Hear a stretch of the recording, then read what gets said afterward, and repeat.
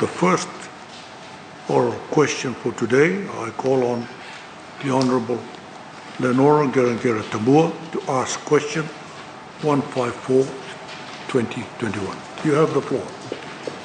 Thank you, Honourable Speaker. Honourable Speaker, my question is to the Honourable Attorney General, Minister for Economy, Civil Service and Communications.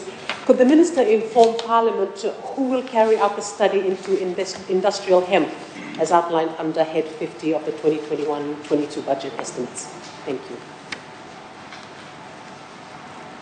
I now call on the Attorney General and Minister for Economy, Civil Service and Communications, the Honourable Aiyaz Sayed-Khaiyum. You have the floor.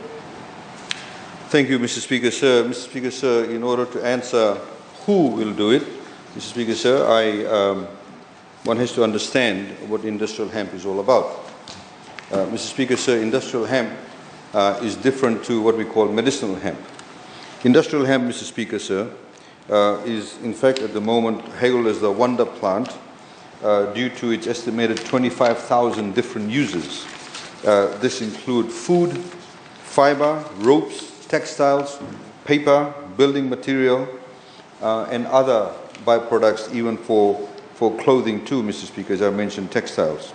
Currently, more than 30 countries in Europe, Asia, North and South America permit farmers to grow industrial hemp, which is an agricultural commodity which is sold in the world market. The European countries produce about 80,000 acres. That is about 40% of the total world production that are centered in France, Netherlands, Lithuania and Romania. China is another major producer of hemp on about 20,000 hectares of land. Apart from China, Japan, Iran, North and South Korea, Pakistan, Syria and Turkey are also major hemp producing countries. A report on cultivation of hemp in 2016 by the United Nations states that worldwide industrial hemp are grown in the total land area of about 225,000 acres with a total value of US $437 million. Canada is a major industrial hemp producing country with a total of 130,000 hectares in 2017. The country exported 5,400 metric tons of hemp seed with a total value of $50 million. Some of these countries, of course, Mr. Speaker, sir, produce what we call cannabidiol processed hemp oil, which is slightly different to what we want to do. These are used for medicinal purposes and, of course, have what we call high levels of THC. THC, or tetrahydrocannabinol, is what measures that gives you the high. So the lower the content, the more of an industrial hemp it is.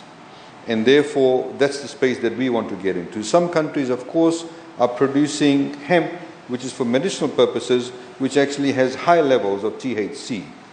Our focus, of course, is on the industrial hemp with low levels of THC.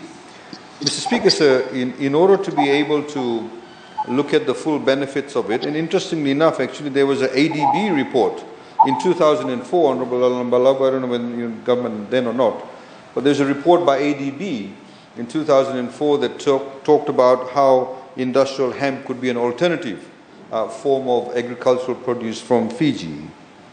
Mr. Speaker, sir, in order to actually assess that, and we've been talking to UN, in fact, I was just talking yesterday and today too on some matters with the UN, the head of UN here in the Pacific, and he had mentioned to me also about how they have, the United Nations Office on Drugs and Crimes actually does help countries, for example, to develop laws around it.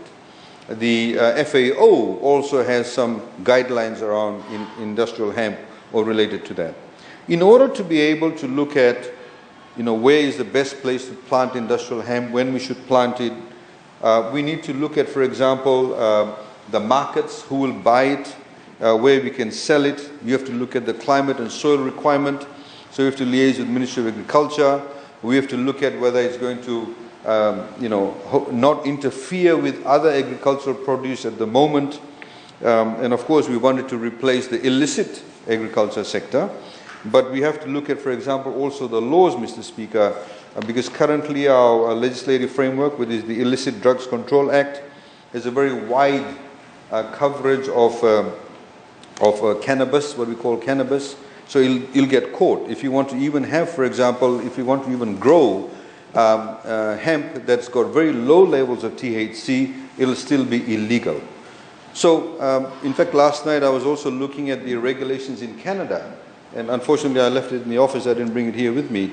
But Canada, for example, has very good legislation in respect of this and specific regulations around it. So, to answer the member's question, you have to have a wide understanding of how this hemp can be grown. You simply don't pluck it out of the air. You have to ensure that you also comply with international standards. We don't, for example, want banks in the USA saying, "Oh, Fiji is now growing, hemp, so therefore let's cut off their credit rating for the banks because they engage in illicit areas of agriculture."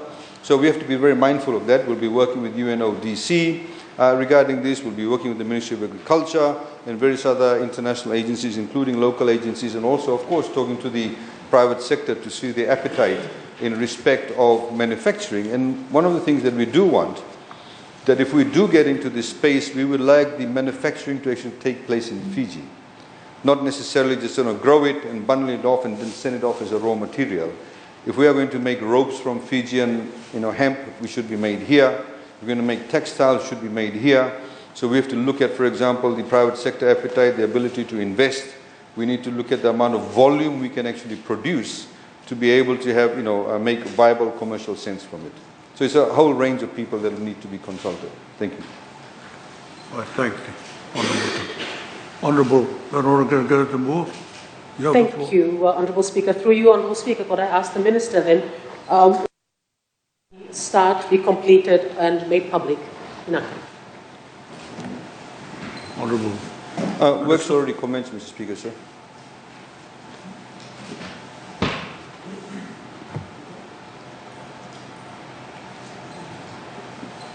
We move on to the second oral question for today, and I give the floor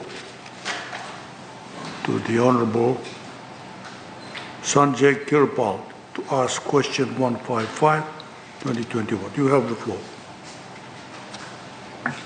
Thank you, Mr. Speaker, sir.